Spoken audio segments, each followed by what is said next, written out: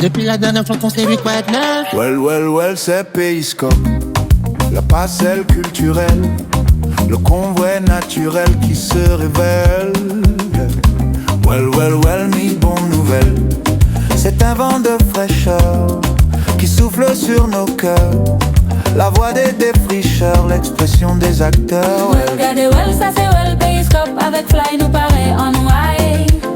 Zot pouvez virer Périscope. Avec Fly la Guyane sa cabaye. Si to les fel Périscope vini Si to pas to pouvez virer Périscope. Vendant la fraîcheur culturelle présentée par Airwell.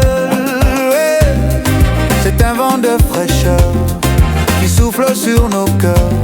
L'abondance des couleurs, des nuances en douceur. Ça c'est Périscope. Avec Fly nous paraît en noir. J'oublie pas mes racines, je sais d'où je viens. Bienvenue, c'est Périscope, nous sommes heureux d'entrer chez vous, merci de nous accueillir chez vous. Et ceux qui sont en voiture ou ceux qui n'ont pas de télévision, bien c'est le même principe, c'est la radio puisque nous sommes en direct, en radio et en télévision. Donc j'aime à dire que c'est la radio qu'on regarde, tout comme il nous arrive à la maison d'écouter la télé. Parce que bon, on va qu'à ses occupations, on met un son de fond, on choisit la chaîne, ça peut être une chaîne info, ça peut être une chaîne de jazz, etc. Aujourd'hui, on a ce luxe-là qu'on peut s'offrir, c'est-à-dire ne pas être accro à la télé ni à la radio, mais pouvoir les consommer comme bon nous semble. C'est toujours un plaisir pour moi, un ravissement d'accueillir sur ce plateau des personnes qui ont des choses à partager. Et quand je vois ces sourires qui s'affichent, je suis l'homme le plus heureux du monde. Bienvenue, bonsoir. Ce soir, il va s'agir de contes. On parlera de contes au clair de lune. Et croyez-moi, il y aura des contes de fées peut-être, et des contes de faits. Et ces faits-là sont des faits historiques, sont des occasions pour nous de nous poser des questions sur qui nous sommes, où allons-nous, qui avant nous a posé des pierres, quels léons étaient tracés, et sommes-nous prêts à les suivre, est-ce qu'il y a encore des choses à tirer, à extirper de l'expérience des uns et des autres? Et pour nous en parler ce soir, j'accueille Guylaine Bourguignon. Bonsoir Guylaine. Bonsoir Fly. Heureuse d'être là tout comme moi? Oui. Ben voilà, ça fait déjà du bonheur partagé. Alors je présente les deux voisines de ce soir qui sont deux conteuses. Alors fraîchement débarquées dans le milieu du conte. Je vais vous laisser vous présenter, Madame Atiko. Oui. Le conte est arrivé à vous par quel chemin? Des chemins de d'abord, traverse. je suis déjà de par mon métier dans le livre. J'ai toujours voyagé dans les livres. Et puis, donc, j'ai toujours entendu des histoires qu'on racontait. Et ensuite, ma voisine la plus proche, qui va se présenter tout à l'heure, m'a ouvert les portes en concrétisant un cheminement que j'ai entamé depuis que je suis... depuis que je suis à la retraite. Ministère du temps libre, voilà, c'est comme ça qu'on dit ça. Ministère du temps libre, mais bon, depuis... Alors, mais elle est quand même l'instigatrice. Elle vous a un peu encouragé à compter. En fait, elle m'a choisi. Là, elle avait besoin de conteuses. Ouais. Et ces conteuses, elle les avait pas. Donc, comme elle m'avait entendu à un moment compter, Oui. elle m'a dit, est-ce que Elle tu s'est veux dit, essayer? je peux compter sur elle. Voilà, c'est ça le truc. Voilà. J'ai dit oui, et je compte sur toi. Voilà. Ah oui, c'est Donc, ça. voilà, vous êtes l'élu. Et donc, on pourra vous entendre dans les contes au clair de lune. Ça se passera à Matoury, on en parle tout à l'heure. Oui. Mais Suzy Ronel, pour moi, c'est un plaisir de vous accueillir. Oui. On s'est croisés ailleurs, Oui. dans l'Hexagone, Dans l'Hexagone. à l'époque de Au Quotidien. Je me souviens vous avoir vu sillonner toute la région parisienne. L'univers du conte a commencé comment pour vous, le rapport au conte? Ça a commencé comment? Alors, ça a commencé avec mon enfance, puisqu'il y a mon père qui nous racontait des histoires et je raconte toujours ça parce qu'en fait, mon père était quelqu'un quand même de sévère. C'était pas méchant, mais sévère parce il avait 6 enfants, il fallait quand même, voilà.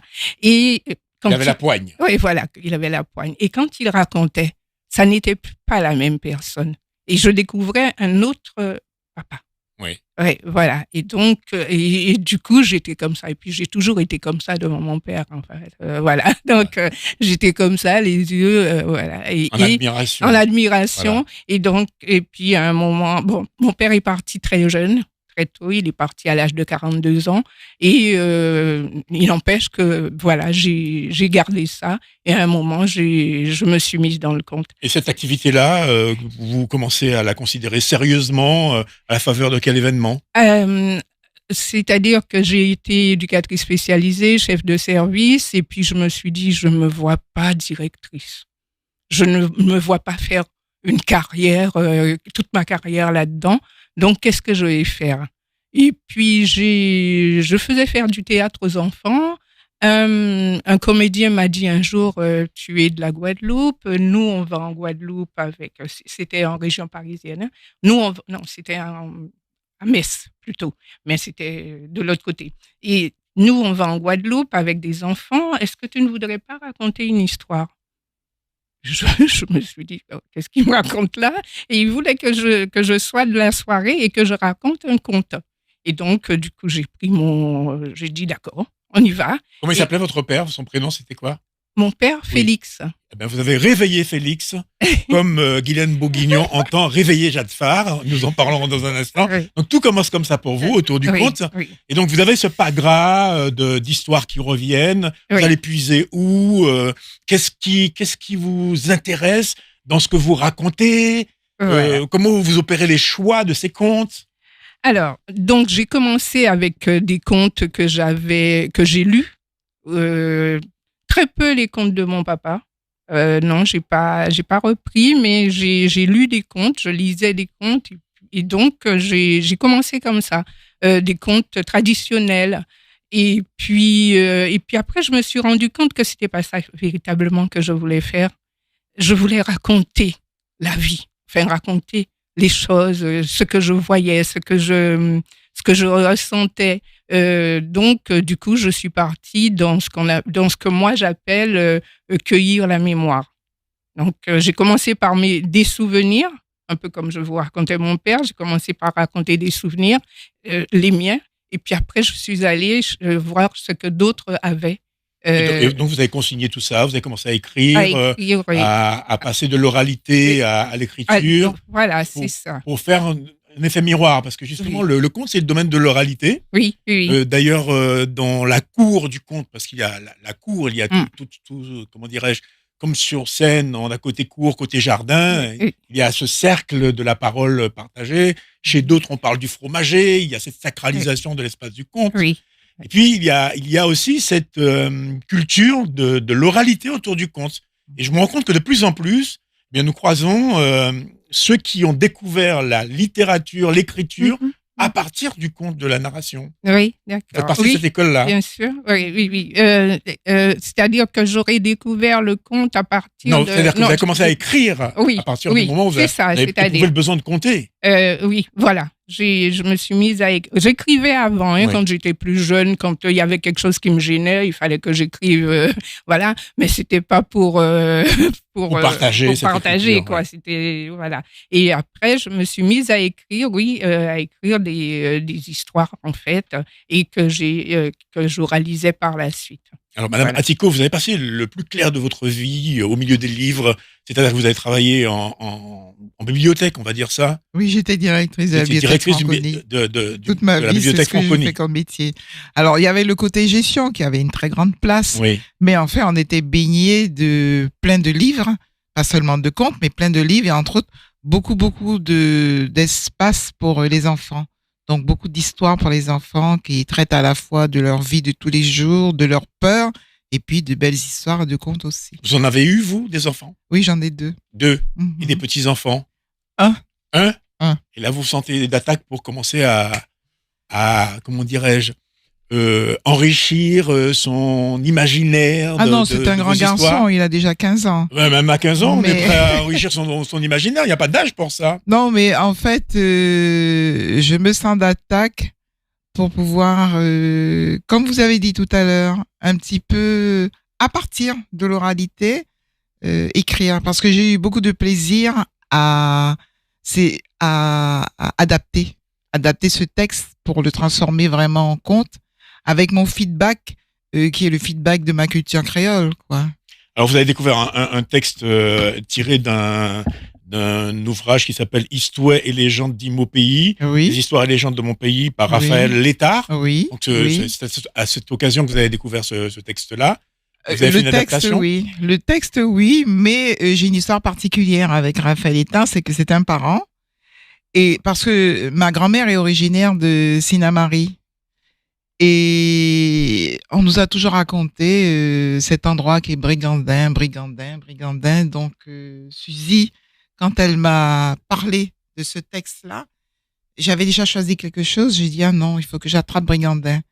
Et donc, Qu'est-ce qu'il j'ai y a de été très particulier, heureuse. ce lieu? Qu'est-ce qu'il a C'est d'évocateur? le lieu de mon imaginaire. Oui. En tout cas, du côté de maman. Des souvenirs Parce d'enfance. que moi, j'ai pas vécu du tout là. Je Oui. connais même pas le lieu en réalité. Je passe, je vois quelque chose. Mais on m'a raconté comment cette vie ancienne était, comment elle était riche. Il y avait du poisson, il y avait des bêtes, il y avait À une quelle époque amitié. vous a-t-on raconté tout cela? À quelle époque? Moi, c'est assez marrant parce que ma mère ne parlait pas beaucoup. Donc, c'est pas elle qui m'a baigné de ça. C'est lorsque je me suis retrouvée en Martinique pour une formation que j'ai retrouvé une grande tante qui a été mariée à un laitard et qui était repartie en Martinique parce que son mari était mort. Et là, elle avait vécu cette histoire parce qu'elle quittait Saint-Laurent pour aller rendre visite à un de ses cousins qui se trouvait à Brigandin. Donc, le cousin de son mari, son cousin par alliance.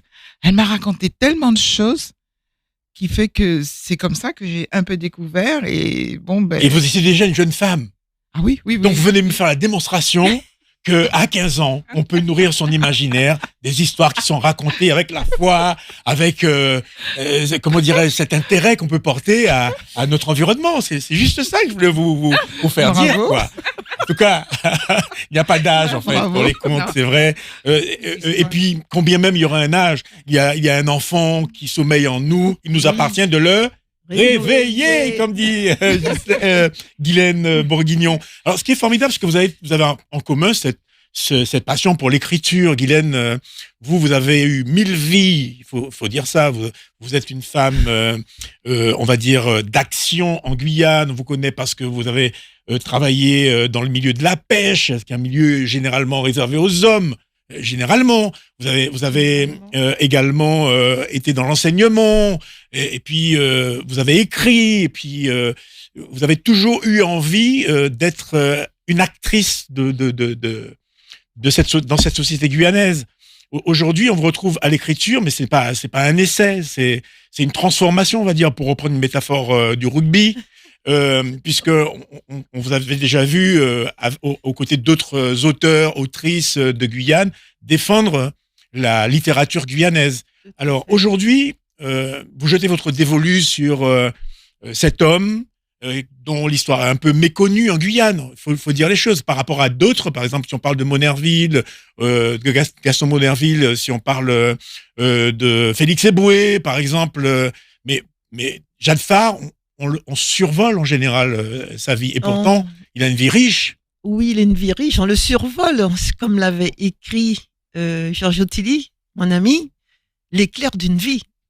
Bon, on en parle moins parce que justement, il a eu sa vie un peu sublimée, comme je le dis dans mon écrit, sabordée. Mais avant cela, c'est toute une romance, sa vie. Il a fait tellement de choses et puis il n'est pas connu. Ses idées, ses écrits, on sait que c'est un homme politique, mais il pensait comment il voyait la départementalisation, comment il voyait les colonies, parce que nous sommes au temps des colonies. Donc tout ça, j'ai mis ça en avant avec des recherches. Alors justement, c'est un travail documenté, donc une forme romanesque, mais en même temps, c'est un roman sourcé, parce que vous êtes allé chercher des informations relative à son vécu, pas seulement du vécu de l'homme politique, mais également de sa manière d'appréhender le monde, parce que c'est quelqu'un qui a quitté très tôt la Guyane, oui, qui est parti se former, qui s'est frotté au monde, avant de revenir s'investir dans la politique. Tout à fait. Donc, il a vécu en Guyane jusqu'à vers ses 18 ans. Il faut comprendre qu'à l'époque, c'était 21 ans la majorité. La majorité, oui. Et avant ce départ, il passe au moins 18 mois en pleine forêt. Il devient ballatiste, chercheur d'or, piroguier. Il est en forêt avec son père qui est chercheur d'or. Et il part. C'est vrai que la légende, entre guillemets, ou les dires disent souvent que Jacques Farr aimait faire l'école buissonnière. Que nenni, parce que j'ai retrouvé depuis son entrée en école maternelle tous les prix qu'il accumule jusqu'à son départ. Donc c'est un enfant brillant, ça n'empêche pas d'aimer la forêt. Ça n'empêche pas d'aller s'acoquiner à la réalité de la vie. Et surtout, il a une volonté d'être autonome. Donc quand il part, il ne fait pas de demande de bourse. Il part avec son pécule et il va être autonome pour la poursuite de ses études, de sa vie. Alors donc, il poursuit des études à Toulouse, ensuite école de commerce. Ensuite, université. Il ne s'arrête pas là, puisqu'ensuite il s'intéresse aux sciences politiques. Sciences Po. Les premières années de Sciences Po, il est dedans. C'est une école pour les élites. HEC, école pour les élites aussi. Donc il intègre tout cela, il a ses diplômes, et il va naviguer dans les sphères politiques, parlementaires, puisqu'il a une histoire à Toulouse qui lui arrive. À Toulouse, il est le président de l'Union des étudiants de Toulouse, quand même, hein, avec un charisme, avec une voix, avec des projets. Puis il fréquente déjà les députés, les sénateurs de la sphère toulousaine, qui lui permettent d'accéder au Parlement en tant que secrétaire, consultant, sur des dossiers épineux à l'époque. L'acier et le charbon. L'acier et le charbon, c'est ce qui va mettre en place la première Union européenne. L'Union européenne de l'acier et du charbon. On se rend compte que toutes ces études dans les plus grands ports d'Europe, d'Amérique, d'Afrique du Nord, il va voyager énormément et il sera un maillon de la mise en place de cette Europe de l'acier et du charbon. Et d'où lui vient cette réputation de dandy? Parce qu'il se dit que c'était un dandy, quelqu'un qui un épicurien. Oui, il l'est. J'ai retrouvé que je reprends parce que j'ai cité des choses parce que c'est tellement déjà, on n'a pas inventé. Il est là. J'ai retrouvé un article de journal de Paris, hein, parce qu'il fréquentait le gratin parisien. Il sortait l'opéra. Roland Garros, où est-ce qu'on le fait un article, où est-ce qu'il est accompagné de son ami de l'époque, on le décrit, comment il est habillé, chapeau, costume, sa compagne avec robe Charleston, Jacques Farr avec son cigare. Donc voilà, c'est comme ça, mais ça n'empêche pas épicurien, dandy peut-être, mais il sait couper le bois, il sait faire la pirogue, il sait il a des faire racines, du balata, il a des racines. Oui. Et ce qui est un peu étonnant, hein, parce que Jacques Farr, je le raconte comme une légende, quand il part avec sa grosse expérience en forêt. Et quand il revient en Guyane, le dernier livre qu'il édite, c'est Nuit de Cachiri. C'est comme si la boucle est bouclée. Voilà. Et à travers ces recherches, vous rencontrez de nombreuses personnes, notamment vous allez bientôt partir au Burkina Faso. Oui. Et lorsque vous parlez de votre projet, que vous présentez le personnage à votre interlocuteur, il voit à travers le parcours de Jacques Farr des similitudes. Il trouve des similitudes avec le combat mené par Thomas Sankara, par exemple, tout à fait. sur le plan politique. Ce qu'il dit, sans sa vue par rapport aux colonies. Et déjà à l'époque, Jacques Farr ne parle pas franchement de la France, il parle de l'Europe. Donc ça dit bien qu'il est déjà dans cette construction, puisqu'il est consultant pour l'Europe du charbon et de l'acier. Donc il réfléchit beaucoup, il critique beaucoup la façon dont l'Europe considère les colonies qui lui apportent tant de ressources. Jacques Farr considère aussi qu'il ne veut pas être un député colonialiste. Donc c'est vrai qu'il vient, une fois que la départementalisation est votée, il va gagner les élections face à Monnerville. Bon, c'est vrai que ça sera très très épique, hein. Quand Jacques Farr revient et qu'il va être décoré sur la place de la Palmiste par rapport à ses faits de guerre, hein, aussi c'est un soldat. Première guerre et Seconde Guerre mondiale, c'est là, il a ses étoiles, il a ses grades. Pratiquement, il sera boudé par l'association des anciens combattants de Guyane. Donc, pour vous dire comment, à ce moment, les batailles politiques étaient très, très, très fortes. Eh bien, nous reviendrons sur d'autres épisodes, notamment sur l'épisode de l'accident d'avion qui voit disparaître Jade Farr. Nous reviendrons sur tout ça, mais comme je le disais tout à l'heure, nous reviendrons sur le conte de fées. Mais on peut repartir dans l'univers des contes de fées avec cet extrait-là que je vous invite à écouter. C'est Tonton Jo qu'on écoute. Écoutez ça. Aïe, un grand moucher dira avant le parti, il dévoilait, il racontait, comptait les gens jusqu'au royaume des animaux. Cric, crac, mais c'est cric, crac, à boubou.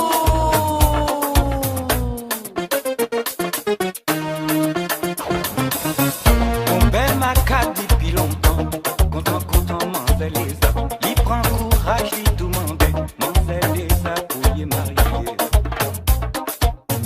Préparation, invitation, joue au royaume des animaux. Cric, crac, mais c'est cric, crac, à boubou. Cric, crac, mais c'est cric, crac. Est-ce que la cour dort? Non, la cour ne dort pas. La cour ne dort pas. Vous allez nous réveiller d'autres souvenirs, éveiller également d'autres sensations. Vous allez compter au clair de lune. La lune, ça symbolise quoi pour vous dans l'imaginaire créole, la lune? Alors, la lune, c'est très simple, je le disais il n'y a pas longtemps, puisque on parlait de la lune. Devant le micro, oui. Et donc, c'est tout simple, c'est Ti-Jean et Ti-Marie. Quand on était petit, Oui. on s'inquiète quand on est petit. On dit, mais qu'est-ce qui se passe là-haut? Il y a des formes et tout ça. Alors, c'était très simple. On nous disait, c'est Ti-Jean et Ti-Marie. Et pas plus que ça. Mais quand on regardait la Mais- lune, on était supposé voir Ti-Jean et On Ti-Marie. était supposé voir Ti-Jean et Ti-Marie, mais on se disait, moi, je sais pas ce que tu voyais. Je me dis, mais comment je ne vois pas de forme humaine, mais c'est Ti-Jean et Ti-Marie, mais je l'ai embrassé, ce Ti-Jean et Ti-Marie, et jusqu'à présent, pour moi, Ti-Jean et Ti-Marie, c'est ancré, c'est comme ça. Mais c'est curieux ce que vous me dites là, parce que Franck Compère m'a envoyé un message aujourd'hui. D'ailleurs, Franck Compère, il sera avec vous Oui, tout pour à fait. ce rendez-vous du conte Amatori avec Émeric Létard au piano. Il m'a envoyé un message, il me dit, avec un calendrier lunaire, il me dit, Oui. essaie de voir si Ti-Jean a un fagot. Je sais pas, moi, ça m'est totalement étrange. Étranger, on va dire. Est-ce que vous pouvez m'expliquer? Mais c'est ce qu'on nous disait. Oui. On nous disait que Ti-Jean avait un gros fagot de bois sur les épaules. Alors, j'avais oublié cette partie-là. Oui. Mais on nous disait ça, et nous, on l'a pris comme ça, et c'est ce qu'on avait. Alors, je sais pas si tu as des Guylaine, souvenirs. des Non, histoires autour de la mais Lune? C'est vrai que ça, on nous disait des choses et je pense que chacun partait dans son imaginaire Oui. avec certitude. Hein. Mhm. Mais Ti-Jean et Ti-Marie, eh ben, c'est vrai que Ti-Jean, il avait un fagot de bois. Oui. Et Ti-Marie. Ben, Ti-Marie, on sait pas. elle était quoi? À côté. Quand la lune est C'est pleine, des c'est Ti-Marie qui est pleine ou pas? Je sais pas. Non? Rien? Dans la symbolique, on retrouve Ouais. la calebasse qui symbolise la lune, la fécondité et tout, etc. Mais je sais pas des histoires. Moi, la lune, en règle générale, ça renvoie à des histoires. Et, quand faire des émissions comme celle-là, ça peut permettre de remonter des explications. Ouais. Parce qu'il y a des gens qui vont écouter, qui vont dire, c'est ça. Votre conte au clair de lune va se décliner comment? Eh bien, on est 3 conteurs, donc chacun vient avec 20 minutes d'histoire sur la Lune. Ça peut être un conte long. Et vous serez éclairé vraiment au clair de lune? Oui, en plus. Vous êtes Oui, renseigné mais sur c'était- la présence, Non, mais c'était prévu. Hein, oui. C'est quand les bibliothécaires m'ont contacté, elles m'ont dit que ce sera la pleine lune à ce moment-là. Il pleut à la pleine lune ou pas? Oui, la preuve. Oui. Surtout que là, aujourd'hui, c'est vraiment la pleine lune. D'accord. Après, ça commence à décliner, Oui. mais Ouais. là, on est en pleine lune et il pleut. Et vous ne comptez pas n'importe où, puisque vous êtes en lisière de forêt. C'est ça. Ça va se passer où exactement? Racontez-nous. C'est à la Mirande. Hein. Oui, on est dans la Et forêt, la c'est pas la Mirande. lisière, Oui. parce qu'il faut rentrer. Et après, il y a un petit monticule, j'ai pas vu. Donc, on est dans une forêt et c'est un espace qui est protégé parce que le Grand Montmartre, c'est une réserve naturelle. Et donc, il va falloir venir avec Il faut sa lampe de venir poche, avec Oui. son anti-moustique. Il faut venir avec de quoi s'asseoir. et de quoi se protéger éventuellement de la pluie. Oui. Avec ses jambes aussi, parce que il faut marcher, je sais pas combien de temps, mais un petit peu encore. Quoi. Donc, c'est l'occasion de combiner marche, conte, nature. Ah, Oui. Ouais. En règle générale, on fréquente très peu la forêt la nuit. oui. Oui. Alors là, c'est Non. 18 Ce sera- heures. on sera pas en- Non, Donc, mais c'est oui, l'occasion oui, l'occasion Oui, de c'est- vivre cette voilà, expérience. on est aussi. un Oui. petit peu dans la, Oui. dans le nom. Et donc, la thématique n'a à voir avec le clair de lune ou pas? C'est ça. Oui. Avec la lune, en tout cas. Suzy Renel, qu'est-ce que vous allez raconter? Alors moi, je vais pas parler de la forêt de Guyane, je ne la connais pas. Je vais parler de la lune, mais en mer. Voilà, puisque la lune a de l'importance pour nous qui sommes des îles, enfin, surtout pour les pêcheurs et la lune, les étoiles. Et donc, c'est de ça que je vais parler à partir d'un vieil homme qui est arrivé avec la mer, un naufragé, qui va se retrouver là et qui va nous parler de la mer. Apparemment, c'est un vieil Amérindien. Voilà. D'accord. Donc, Alors, moi, j'ai une question personnelle Oui. à vous adresser. Vous avez vécu sur le vieux continent, mais Oui. vous veniez de la Guadeloupe, donc Oui. d'une île, vous êtes fondamentalement une ilienne. Et Mhm. donc, par quelles circonstances vous venez sur ce continent, le continent qui est le nôtre, qui nous abrite ici en Guyane? Il y a plein de choses, hein, donc je ne vais pas tout raconter. Mais bon, il y a, je vous ai dit que j'étais proche de mon père. Oui. Quand j'étais petite, je me rappelle, mon père disait on ira en Guyane. On ira en Guyane. Il rêvait de Guyane. Oui, il était menuisier, donc il était dans le bois. Il était chasseur aussi, donc dans les bois. Et la Guyane, c'était ça pour lui. Donc, on devait partir en Guyane. On n'est pas parti en Guyane, mon père est mort tôt. Donc, je suis venue en Guyane aussi pour lui dire, j'y suis allée. Et puis je me suis retrouvée à aimer la Guyane, finalement. Voilà, donc je suis restée. Vous êtes là, quoi. Ouais, voilà, je suis restée là. Il y a aussi cette partie que, pour moi, la Guyane, c'est ce qui nous lie à une partie de nous aussi. Parce qu'on parle d'autres endroits auxquels on est liés, nous, les créoles des îles. Mais on est L'Afrique, aussi, par exemple, l'Afrique, oui. on parle de l'Europe aussi, mais on parle très peu des Amériques, voilà, des Amérindiens, en fait. Et donc, c'est aussi ça. Donc, c'est tout ça qui m'a dirigée vers ici, plus l'accueil aussi, il faut le dire. J'ai été bien accueillie en Guyane en tant que conteuse et voilà. Et vous continuez l'activité Et de manière régulière? Je continue, je ne diffuse plus autant que quand j'étais intermittente du spectacle, mais je continue. J'essaye aussi d'être dans la transmission en étant avec les enfants, en écrivant des contes avec les enfants, beaucoup dans l'est de la Guyane, donc beaucoup du côté de Saint-Georges. Vous faites des interventions en milieu scolaire? Oui, voilà. Régulièrement. Oui, voilà. Et puis maintenant, à essayer aussi de faire des programmations si j'ai la possibilité. Et lorsqu'il y a un festival du conte, par exemple, à Mana, vous y allez pour rencontrer les conteurs. Et hier soir, j'ai regardé des informations et j'ai découvert qu'il y a une école du conte en Guyane. Qui va se mettre en place. Qui est déjà active. Il y a une formation avec un conteur congolais. Oui, c'est ça. Oui, je sais plus s'il est camerounais non, ou... non, il est congolais. Oui. Non, j'ai regardé. Ah, d'accord. Oui. En tout cas, il dispensait déjà. Ah oui. Je ne suis. Si, je suis allée des fois voir le festival de Mana. J'ai été aussi plusieurs fois invitée, mais à chaque fois, j'étais pas disponible. Donc, finalement, j'ai jamais participé en tant que conteuse. J'ai participé en étant spectatrice. Et souvent, les conteurs qui sont programmés, je les connaissais de là-bas. Dans le circuit international, voilà, oui, international. Donc, du coup, si je suis en Guyane, je me fais presque un devoir d'aller les saluer. D'accord. Oui, voilà. Eh bien, justement, Madame Atiko, il me semble que c'est un bon point de mire pour vous. Vous allez commencer à compter vous allez vivre cette expérience au clair de lune. Oui. Est-ce que la prochaine étape, ça sera de figurer au nombre de celles qui vont compter au festival Paul-Henri Gérard, par exemple, à Mana? Mais pourquoi pas? Tout est ouvert. Oui. Je verrai bien comment ça se passe pour moi parce que j'ai appris et découvert énormément de choses.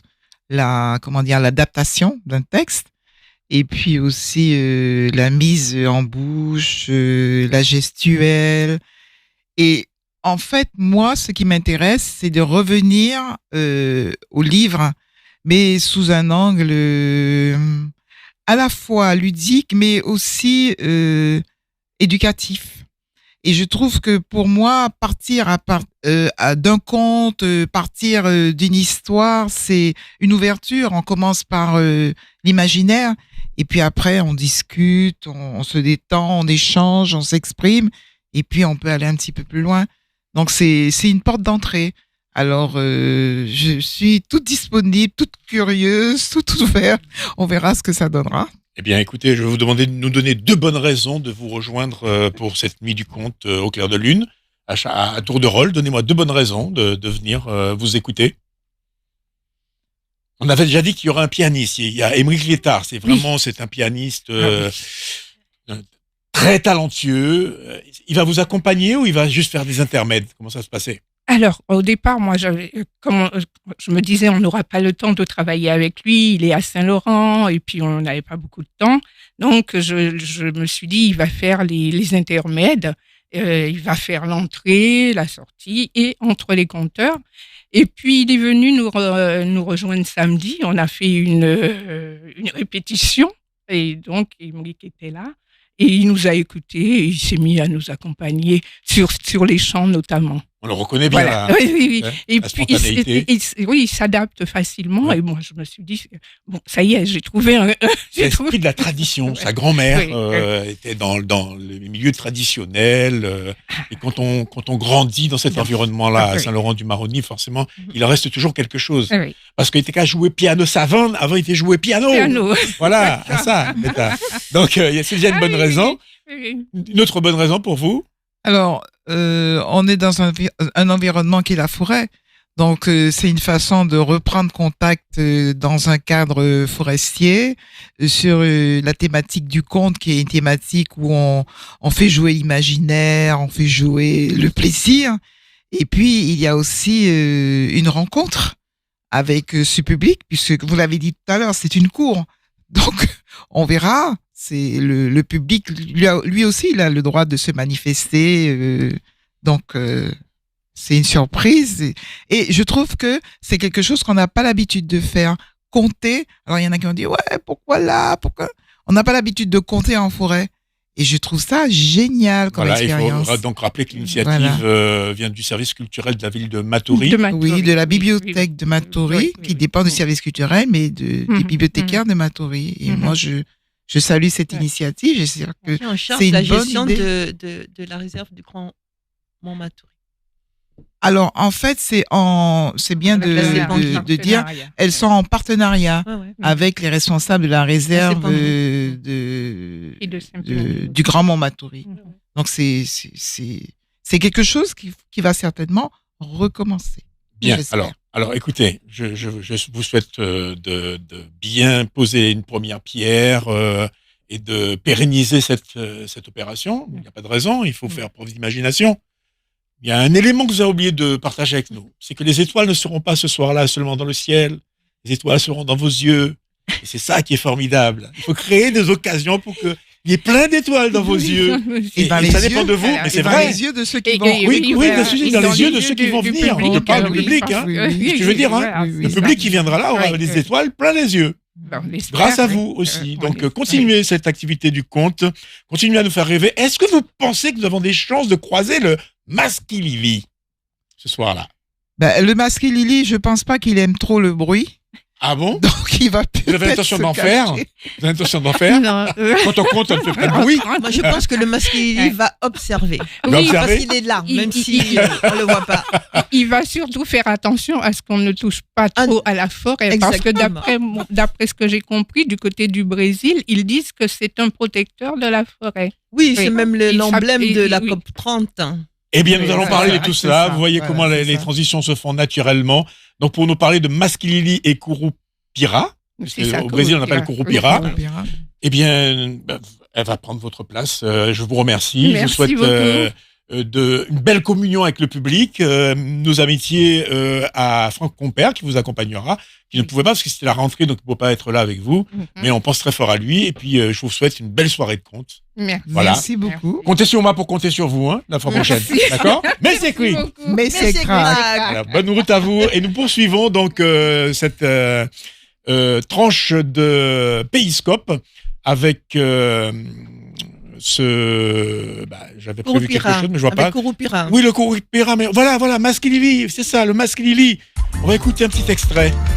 Si t'entraînes, joue pas, porte pas les tiviers. Il faut pas te laisser, tu coups barreto.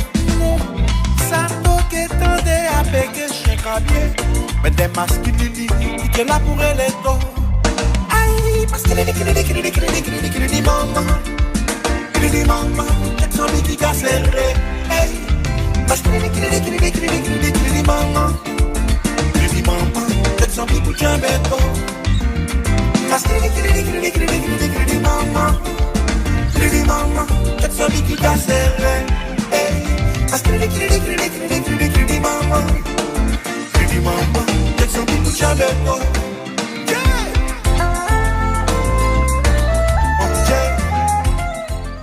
Le Maskilili a le vent en poupe en ce moment.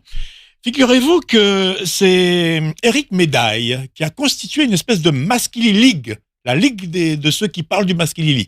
Enfin, moi, j'appelle ça comme ça, la Maskilili League. Et donc, on a découvert, par exemple, à la présentation ce soir à l'Université de Guyane, que tous ces auteurs avaient eu carte blanche pour parler du Maskilili ou du Curupira. Alors, il semblerait qu'en Guyane, on parle du Maskilili, de certaines régions d'Afrique, on parle du Maskilili, mais que le Curupira est une, comment dirais-je, une légende ou un conte où l'existence du Curupira est localisée uniquement au Brésil. Est-ce que je me trompe sur... Non, c'est tout à fait ça. Alors, vous allez vous présenter, nous dire qui vous êtes. Il me semble avoir eu l'occasion de vous voir conter avec David Merour et Zoukou Irian, à l'époque où Zoukou Irian existait encore. Tout à fait. Alors, allez-y, présentez-vous à nos téléspectateurs et auditeurs. Je m'appelle Aliette et j'ai rencontré David il y a déjà quelques années. Je suis rentrée dans l'association Zoukou Irian et je suis depuis devenue conteuse grâce à David et à Zoukou Irian. Et puis, Eric Médaille a demandé à 13 co-auteurs d'écrire sur Maskilili ou Curupira. Il a eu des écrits différents et moi, c'est David qui m'a demandé un conte ou une écriture sur Curupira. Parce que David Merour est aussi l'un des auteurs de ce. En fait, c'est un recueil de nouvelles à partir de la thématique de Maskilili et Curupira. Grosso modo, qu'est-ce qu'il y a comme différence entre le Maskilili et le Curupira? Alors, ils ont tous les deux la même chose, c'est-à-dire qu'ils ont les deux pieds à l'envers. Ce qui fait qu'ils marchent vers vous, enfin, ils ont les deux pieds complètement... quand vous pensez qu'ils s'approchent, ils s'éloignent, et quand vous pensez qu'ils s'éloignent, ils se rapprochent. Mais Maskilili est souvent représenté avec un masque comme un gnoc. D'ailleurs, dans le livre, il y a une très belle illustration. Alors que Curupira est plutôt présenté souvent comme un enfant, comme un enfant qui protège la forêt. C'est un protecteur de la forêt dans les deux cas. Du côté de Curupira, il est très important au Brésil. Maskilili est un petit peu moins, je dirais, important en Guyane. On le connaît un petit peu moins comme personnage légendaire. On le connaît moins que Maman Dilo ou que Massala Bois, par exemple. Bon. Mais il existe bien et c'est quand même un petit peu moins quand même. Il y a moins d'écrits dessus. En tout cas, moi, j'en ai beaucoup moins vu que sur les autres. Alors, Guylaine, vous avez une opinion différente à propos de Maskilili. Parce que Maskilili, c'est tout mon imaginaire de Guyane. Qu'est-ce qu'on vous disait de Maskilili? Je le vivais, Maskilili. La dernière fois, je viens du Brésil et la nature, notre bien le plus précieux, c'est Curupira, version Maskilili, qui en est l'ambassadeur à Belém. Pied à l'envers, chevelure ardente, agilité simiesque, dans une nature généreuse. Donc c'est vrai que je savais pas qu'il avait un masquilili. Hein. Peut-être qu'il y a le mot masquilili, mais bon pour moi c'est ça. Pour moi c'est ça le masquilili et je le connais depuis même mes enfants, même mes petits enfants. Est-ce que c'est un personnage qui vous effraie ou c'est un personnage non, comment... Il m'effraie pas. Il m'effraie pas. Mais on doit il effraie si on fait du mal à la forêt. C'est ça. Donc c'est pourquoi il y a cette histoire un gardien, de pied. en fait. C'est un gardien. Oui. C'est un gardien.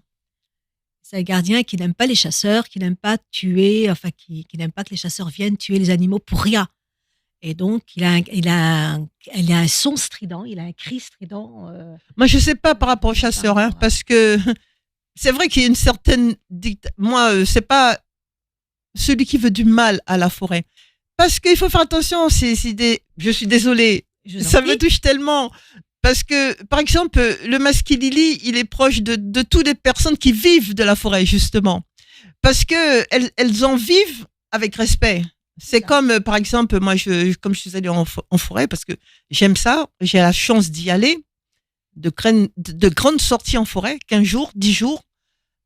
Les personnes qui viennent hors de la forêt, elles viennent avec leurs conserves, etc. Et puis, parce qu'il n'aime pas ça. Et par contre, l'Amérindien ou le Bushinagé qui, one shot, va prendre sa proie pour en manger, voilà. Et c'est ce qu'il faut faire, la dialectique du masquilili. Le masquilili, qui l'aime, qui l'aime pas. Il sait en tout cas ceux qui vivent de la forêt et qui en ont besoin, et ceux qui viennent, qui vont beaucoup la salir, la détruire, tuer un arbre. Vous savez qu'à Manaus, au Brésil, pour arracher un arbre, même si on parle de la déforestation de l'Amazonie, en tout cas, c'est une problématique. Il faut une autorisation pour couper un arbre. C'est du ressort de Curupira. Ici aussi, il faut beaucoup d'autorisation pour couper des arbres, voilà. Y compris quand on veut couper l'arbre qu'on a repéré qui pourrait faire la pirogue, qui pourrait être la bonne pirogue, parce qu'il y a ici il y a une législation qu'on ignore peut-être, mais qui est très sévère, très sévère. Quand il s'agit de prélever des arbres, même pour une utilité supérieure. Parce qu'on imagine bien que on fait, pour faire le ratio par exemple, il y a certaines pirogues qui vont coûter beaucoup plus cher que la dernière BMW, pour citer une autre marque, Audi, etc., pour pas faire de publicité. Ça coûte aussi cher, c'est ça qu'on veut dire. Et qu'on vit dans un pays où pour le fleuve, pour naviguer sur le fleuve, il faut quand même qu'il y ait des embarcations. Et on pourrait très bien imaginer aussi que parfois, il y a une surprotection qui n'est pas justifiée. Je veux dire, il ne s'agit pas de laisser faire n'importe quoi à n'importe qui. Je commente. Oui, on peut commenter, mais c'est vrai qu'il y a parfois des difficultés à accéder à la ressource, parfois. À qui profite la loi? Ben voilà, c'est ça le commentaire. La loi, oui, parce que tout est fait. Pourquoi on fait une loi? Qui profite de la loi? La loi dit quoi? Elle va entraîner quoi? Elle va entraîner des embarcations artificielles. Oui. Voilà. Et c'est toute cette dialectique de l'environnement où est-ce que plus on va, plus on artificialise et on empêche ceux qui savent vivre de la forêt d'en vivre. C'est pour ça que je parlais d'une pseudo-protection. Il y a de la protection, voilà, de la pseudo-protection. Je parlais aussi de pourquoi qui masquilili aime et n'aime pas aussi, quoi. C'est clair qu'il va préférer sa pirogue que d'avoir une embarcation artificielle. J'ai assisté sur un plateau Au Quotidien à Paris, au passage de 2 Amérindiens qui venaient en France hexagonale pour un stage, pour être employés dans la réserve comment ça s'appelle déjà, la réserve du parc amazonien. Voilà, du parc amazonien. Et on leur demandait des choses qui n'ont pas lieu d'être en Guyane. Je veux dire, ils vivent ici, ils connaissent la forêt, ils pourraient montrer à ceux qui faisaient la formation comment on évolue en forêt amazonienne. Et pourtant, ils devaient aller faire un stage. Ouais, parfois, il y a des aberrations comme ça. Mais oui, mais c'est... Voilà, on s'y accommode. Alors, je prends l'exemple de Rosuel Lima Pereira, qui, lui, a écrit sur Curupira. Et son histoire, sans vendre la mèche, son histoire raconte le rapport à la COP30, justement. Bien sûr. Et il dit que Curupira va demander des comptes. Oui. Que son discours sera quand même assez, on va dire, politique. Parce que tout est politique quand on commence à faire, à vouloir bien faire les choses. Il faut s'occuper de la politique, sinon elle s'occupe de nous. On s'occupe pas d'elle. Voilà. Exactement. Et puis, il y a d'autres approches, des approches. Il y a par exemple un militaire qui, lui, avait l'habitude de vivre en forêt, confronté aux problématiques de leur paillage, de leur pillage également, qui, lui, a écrit une histoire. Par exemple, la vôtre est une histoire qui est plus du registre du conte. Oui, elle a une structure beaucoup plus de conte. Et Curupira est plutôt quelqu'un qui va aider cet enfant parce que justement, il a un cœur pur. Il va aider cet enfant à trouver pour sauver son village de la sécheresse parce que il y a plus d'eau et le village est en train de devenir violent, agressif. Et il va aider cet enfant. Mais cet enfant va monter pour aller trouver la source qui l'alimentait, pour la faire revenir.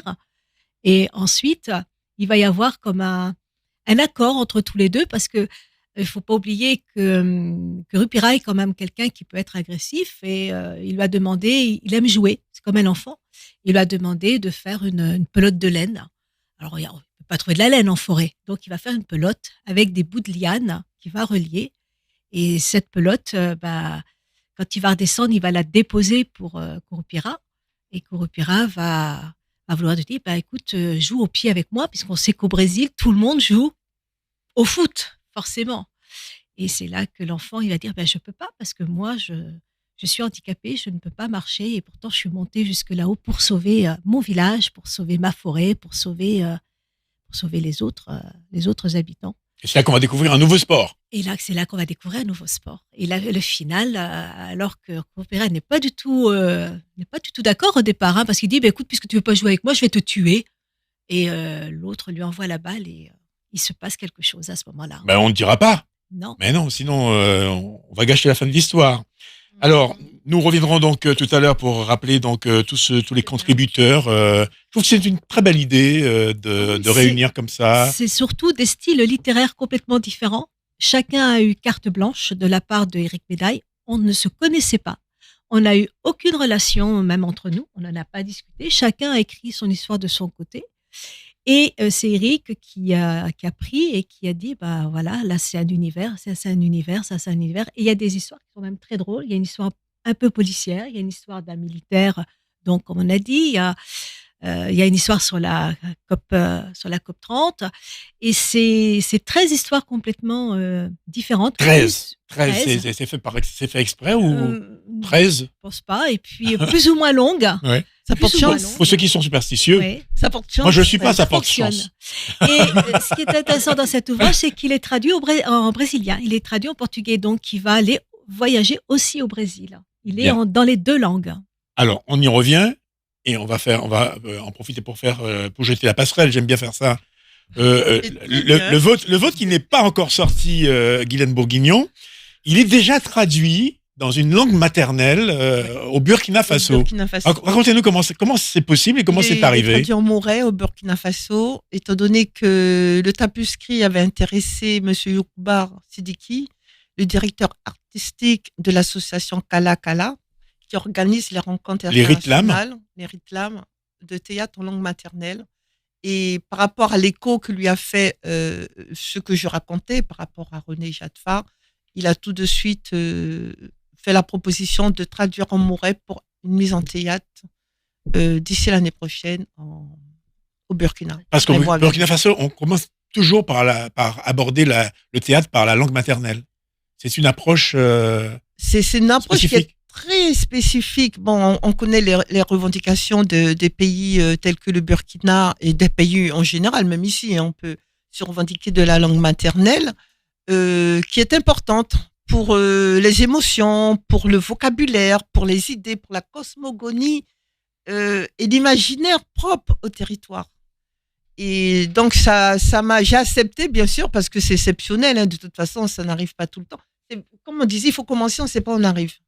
Mais il faut y aller. Ouais. Et voilà, moi, j'ai une belle actualité concernant mon activité d'auteur, d'autrice, je ne sais pas comment dire, en tout cas, l'écriture. Je commence et je vais là où je ne saurais même pas... où la plume conduit, parce que finalement, c'est ça aussi, il faut se laisser porter par l'énergie de l'écriture. C'est l'énergie. Oui, c'est cela. Et donc, vous sortez du Brésil, parce que vous êtes parti avec l'association EPIC, pour aller chanter. Vous avez fait du chant lyrique. On vous a vu récemment dans Périscope avec Tout à fait. d'autres passionnés du baroque. Ah ouais. Comment ça s'est passé pour vous au Brésil? Super, super. On a eu, c'est toujours, on chante avec des orchestres philharmoniques complets, c'est-à-dire trombone, corps, trompette. Qu'est-ce qu'il y avait d'autre? Il y avait le piano, l'orgue. C'était formidable. Et puis on est avec les choristes de Belém. Et ça donne un effet. C'est quoi Surtout dans les sites où vous performez. Oui, on a chanté dans l'église Santa Ana et à la cathédrale de Belém. Donc, à peine rentré, donc de Belém, vous préparez encore vos valises et vous partez au Burkina Faso. Oui. Donc, à cette occasion, vous êtes en train de nous dire que finalement, tu passes avec petit côté pied comme une tête, mais que fort souvent, il y a toujours un Guyanais quelque part pour vous accueillir. Oui, tout à fait. Vous avez découvert que là-bas au Burkina Faso, il y avait... Je serai accueillie par Sylvie Guélé qui est guyanaise. Il ne faut pas oublier qu'en Guyane aussi, il y a des Burkinabés. Donc, l'actualité géopolitique, elle est ce qu'elle est, mais les hommes sont là à échanger, à partager, envie de se rencontrer. Donc, voilà. C'était pas trop compliqué d'obtenir un visa en ce moment C'est le plus beau visa que j'ai pu obtenir. Oui. Oui. Parce que on sait qu'en ce moment, c'est très difficile parce que les relations avec la France sont un peu compliquées. Je pense que le fait de m'être né en Guyane française, si je pense que j'étais né à Paris ou je sais pas, peut-être que je l'aurais pas eu. Bon, il y a cette approche-là, c'est moi qui dis ça, mais c'est comme m'a dit Roland Zéliam qui est aussi dans tout ce projet avec Cascosé Poésie, notre association. C'est une belle victoire d'avoir obtenu ce visa. Et j'en profite pour le dire, pour ceux qui avaient vu que Roland Zéliam était un invité de l'émission ce soir, Périscope, il n'est pas des nôtres parce qu'il avait oublié que ce soir, à Irakubo, à partir de 17h, eh bien, il devait se produire à la médiathèque, puisqu'en ce moment même, il y a cette pièce qui est mise en scène par Valérie Goma, en collaboration avec Anaïta Gohari. Donc, c'est une pièce qui sera jouée également le 7 novembre à 20h à l'Ancre, à Cayenne. Donc, une grande... vendredi. Voilà, c'est ça. Et le 8 novembre à Roura, à 19h au Centre culturel. Le 15 novembre à 19h et le 16 novembre à 15h au théâtre de Macoria où va se dérouler le festival Passe. Donc, en ce moment, il est sur tous les fronts. Il est également en train de s'en vendre la mèche et il tourne également sur un film. Sur le long métrage de Stéphane. Floricien, qui actuellement est en Guyane et en train de mettre la dernière main au tournage de son film. Voilà. Donc, bon courage et bon vent à Roland Zéliam, qui a eu l'occasion également de jouer à Avignon, puisque Véronica Nugent, et c'était sa grande première sur les planches, sur la scène. On sait qu'elle chante et qu'elle est violoniste. Et là, en tant que comédienne, c'est un nouveau pari. Et rien que pour ça, je vous invite à venir à l'Ancre. Oui. C'est le 8. Une belle surprise. Voilà. Bien. Alors, revenons donc à Réveiller Jade Farr. J'avais dit tout à l'heure que nous évoquerions l'accident d'avion, parce que c'est quand même dans la mémoire des Guyanaises qui revient. Il part pour une visite officielle dans un avion piloté par un pilote chevronné, avec à son bord le préfet de l'époque, Monsieur Vignon. Voilà. Et au retour... et le directeur de l'imprimerie. Oui, et René Jade Farr.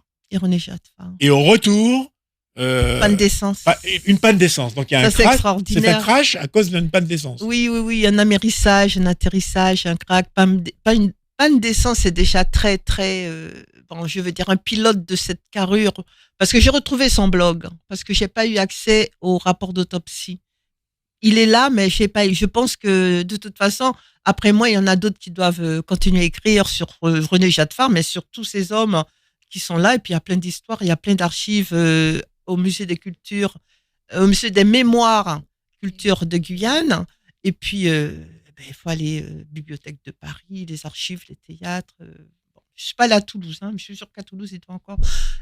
Il habitait au château de la Roche-Brune, René Jade Farr. Donc là aussi, il doit y avoir des histoires pas mal. Alors, si je reviens à l'accident d'avion, panne sèche, alors qu'on sait que la préoccupation d'un pilote, c'est de faire son plein de carburant suivant son voyage. Et vu la stature de ce pilote, ça quand même paraît assez étrange.